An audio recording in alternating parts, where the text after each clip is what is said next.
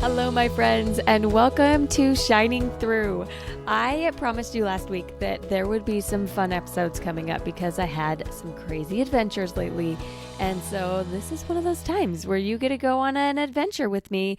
I promise at the end that it will relate to your adventure that you are on in your life right now, too.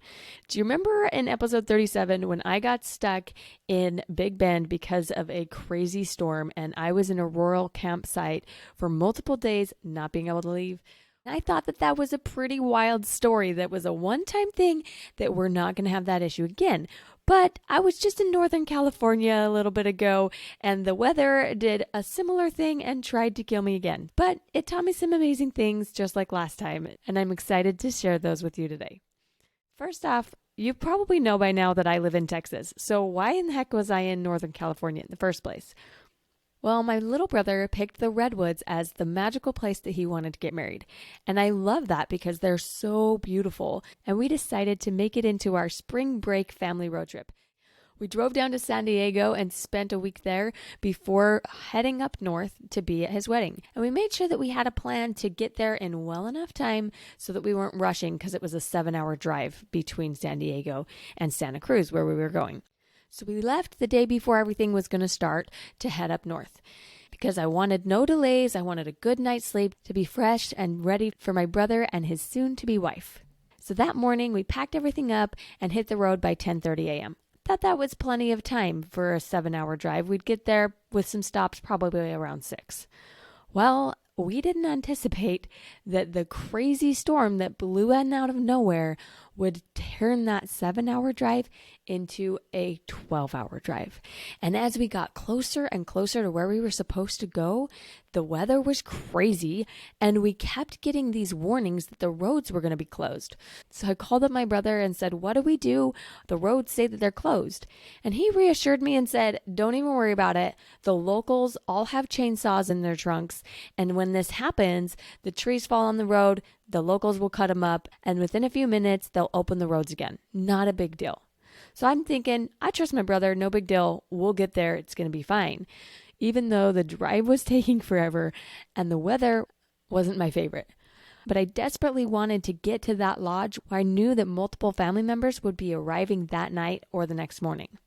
So we kept plowing through, holding on to the thought of that lodge.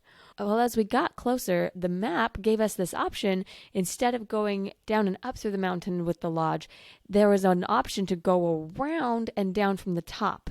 And it avoided multiple roads where they said there was possible flooding. So we're like, yeah, sweet, let's do that. We'll go down from the top instead of up from the bottom.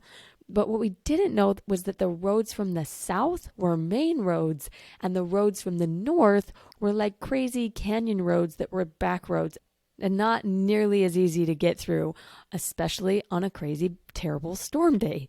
So we're starting to drive through and we see exactly what my brother said, where there's trees that are falling down onto the road and they're cut on one side and the next, and there's cars that have driven through. And you can kind of tell that somebody's cleared the path, but there's leaves and branches and debris all over the road. And we're feeling a little bit nervous, but we keep on going.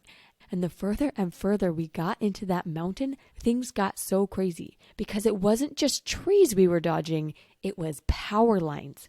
If you know anything about redwood trees, their roots do not go very deep. They gain their strength by connecting to the roots of the trees next to them. So naturally, if a road has cut through the trees, the ones right next to the roads are very weak. And they fall down and grab a power line on the way down and pull it to the street. And just in those moments where I have the thought, maybe we should turn around, this isn't a good idea, I'm a little bit nervous about this, I'd see a car coming the other way and I'd think, they just went through it, so we can do it too. And I'm telling you, my friend, it was over 2 hours of clenched fists with white knuckles, just trying to get through this maze of a street that was completely covered.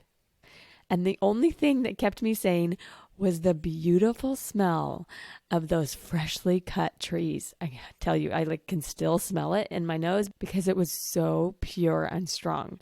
And I would just take in a big breath and think, we're just going to get to the lodge and it'll all be okay. And then it'll be cleared by morning and everything will just go as planned. This was the thought I had rehearsing in my head over and over and over again. Now, I told you I left at about 10:30 that morning.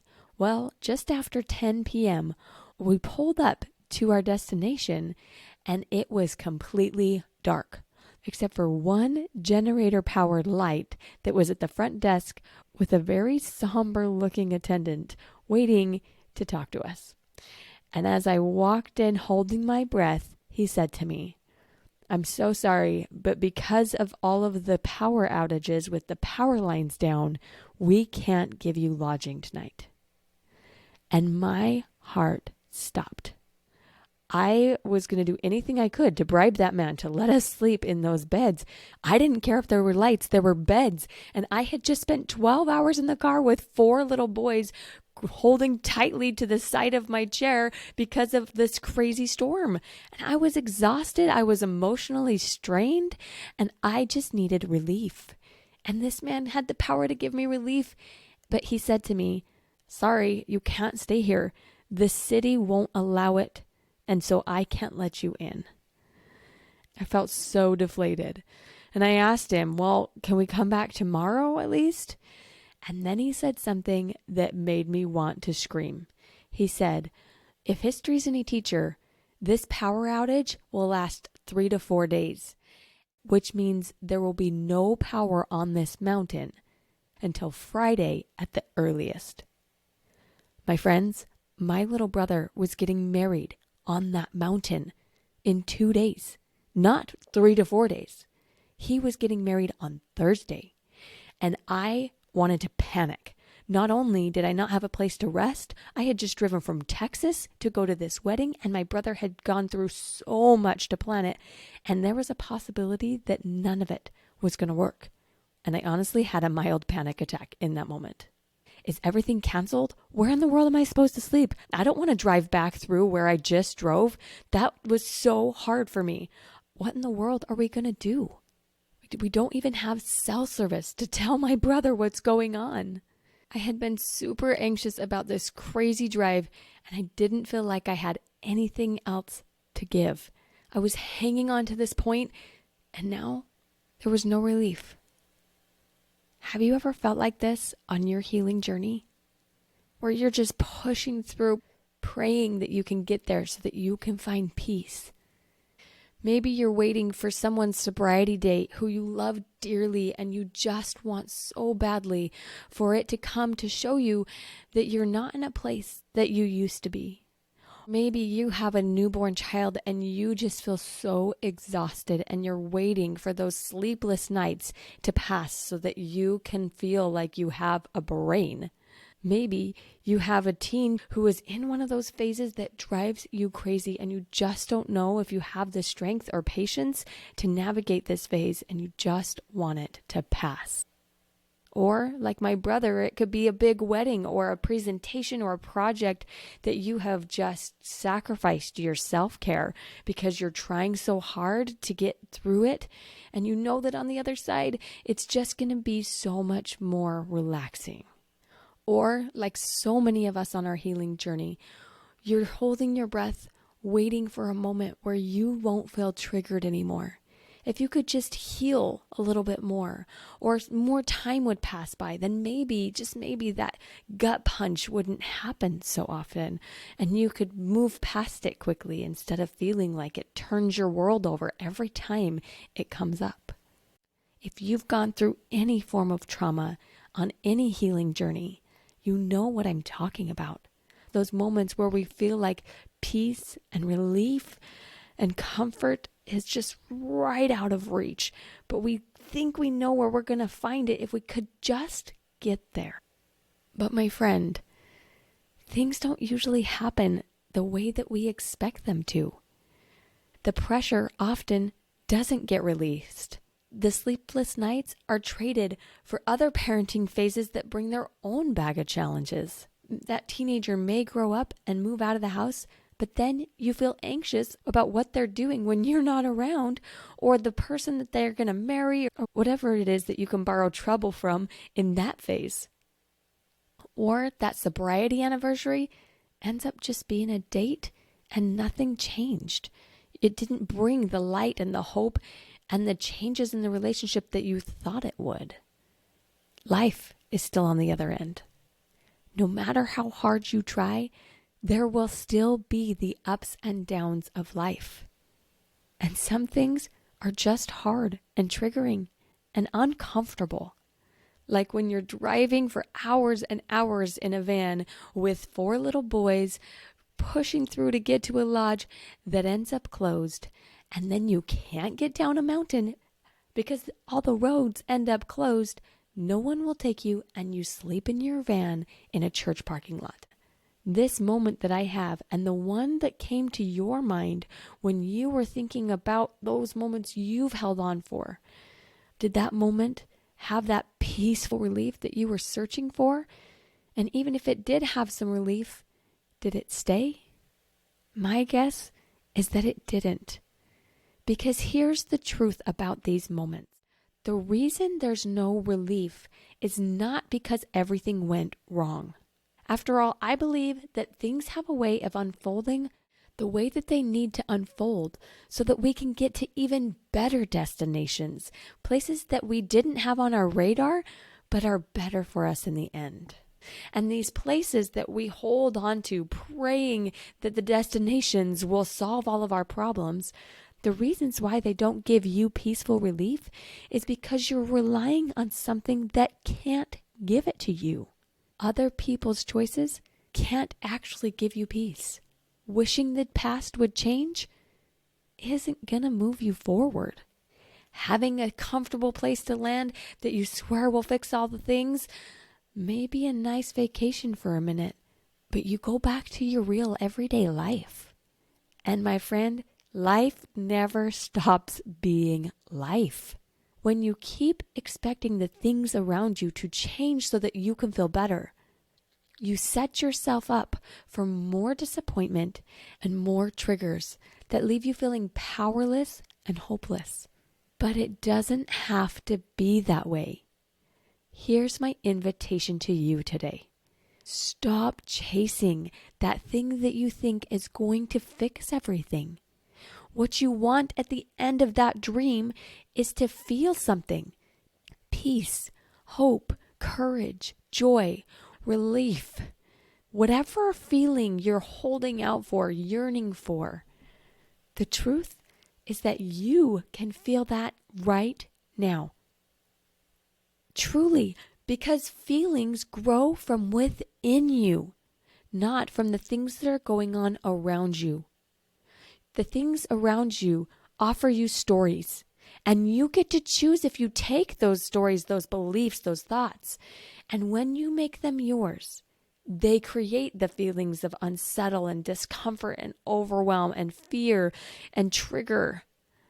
But they don't have to. You don't have to pick up those stories. You don't have to believe them.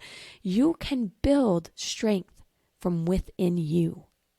Those feelings of peace, of joy, of hope, of courage, of relief, they are fruits of faith, of surrender, of a willingness to trust the unfolding of life because you know that God is at the helm and you are willing to let Him guide you.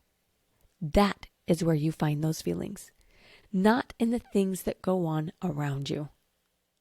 My friends, that is what it means to shine through, to embrace that inner woman of faith who knows how to recenter and find peace, no matter what's going on, who embraces a full range of feeling with self-compassion and grace, who doesn't indulge in shameful, overwhelming, or fearful thoughts, instead relying on the guidance of your inner light as you walk forward on your healing. It's possible. I know it because I have watched it happen in my own life. I used to have so much reliance on those moments where I desperately needed to find that relief. And can I tell you, on that mountain, I wanted to freak out. I wanted to say, God, why did you do this to me? Can you not see how hard this is for me? But I actually was able to let it go, find that faith, find that light, find that peace from within. And because I had space for that, As we were pulling out of the lodge, trying to figure out what to do next, I felt this pull on my heart saying, go look at the cars in the parking lot. See if there's anyone you know. As we were looking at the license plates to see if any of them looked familiar to us, my sister pulled in right at that moment. We would have been gone and there was no cell service, but she pulled in and we were able to connect with her and be together even though we were sleeping at a church parking lot, which, by the way, was one of the churches of my faith, which happened to be a block away from where we ended up after winding through the mountain trying to find a way down. God's hand was in it. I felt at peace that night. I didn't know what was going to happen to my brother's wedding. I didn't feel like we were in a very safe place, and I didn't know where we were going to sleep the next night. But I had faith. And I had the tools to know how to process what was going on so that I could find relief from within. And just so you know, my brother's wedding was beautiful. It was not perfect, but it was memorable and beautiful, and I wouldn't have it any other way, even with the crazy moments. That's how I feel about my own healing journey. And I know that you will feel that way too. You can look back at your healing journey a year from now in awe at how strong you feel, how liberated you feel because of the places where you realize you've been stuck and you don't have to stay there. Together, we are going to make that shift in your life so that you can shine through. I know you can do this, my friend, and I'm so excited to see your light and how it will move you forward. Keep shining, my friend. Your inner light makes all the difference. Are you getting my TLC Tuesday emails? They are filled with tips, insights, and invitations to help you add light to your life. Go to thelightcoach.com/subscribe and make sure you're included, because big things are coming and I don't want you to miss them. Together, we can create a healing journey that's full of peace, hope, confidence, and joy.